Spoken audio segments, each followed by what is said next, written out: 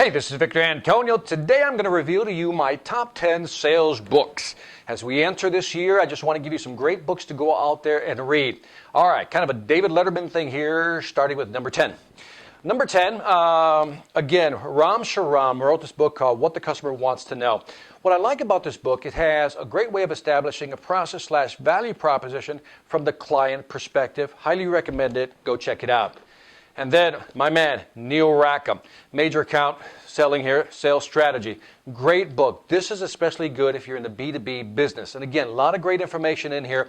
One of the things the book reveals, or I guess reveals, highlights, is not only a sales process, but begins to look at the buying process, which many people don't consider in the sales process. So again, great book.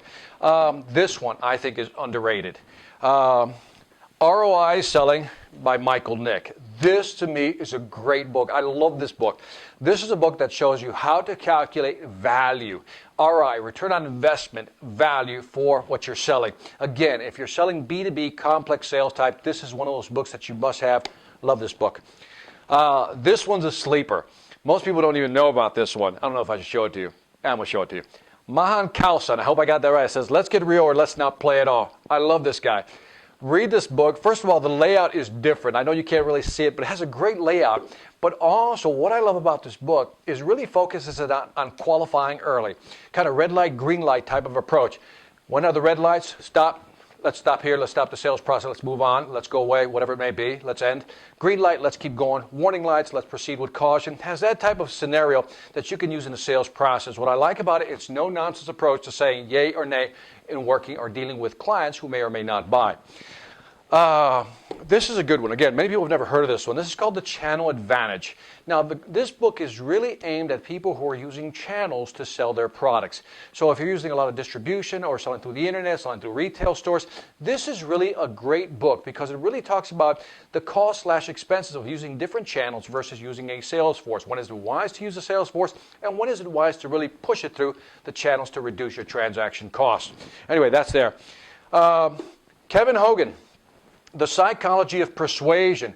Although he titled it The Psychology of Persuasion, it should really be called The Psychology of Sales. Truly, this book not only integrates a lot of psychology about persuasion and influence, but it also gives you some sales methodologies, a process, and has some great scripts in there, some great questions to ask, some great responses. Highly recommended. Kevin Hogan, good job. This one's a little off the beaten track a little bit. This is called Pricing with Confidence. Now, many of us in sales have never looked at pricing as a tool/strategy to improve our sales process.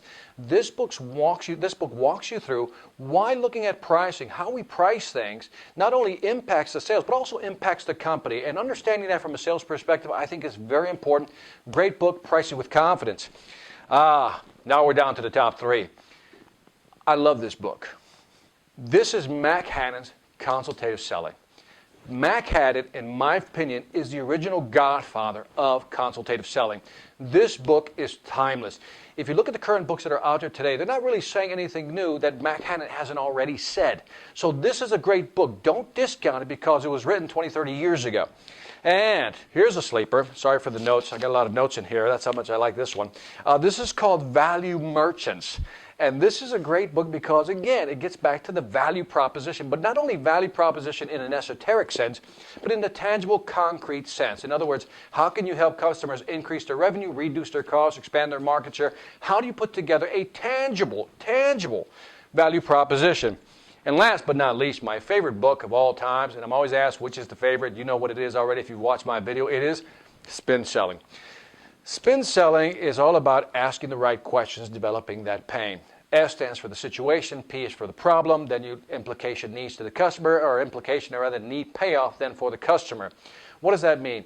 When you look at your sales process, in the investigative portion where you're asking questions, using the spin model really is very effective in getting the client to feel some pain. Because if the client doesn't feel any pain, they don't feel any need to what? Move off the dime, so to speak, to buy from you. So again, those are my top 10 sales books. Hope you enjoy them. I will list them. If you're watching this video on YouTube, go into the description page down below, and I'll list out the books with the authors, okay? This is Victor Antonio with another sales training moment reminding you, sell again hard when you know how. Take care.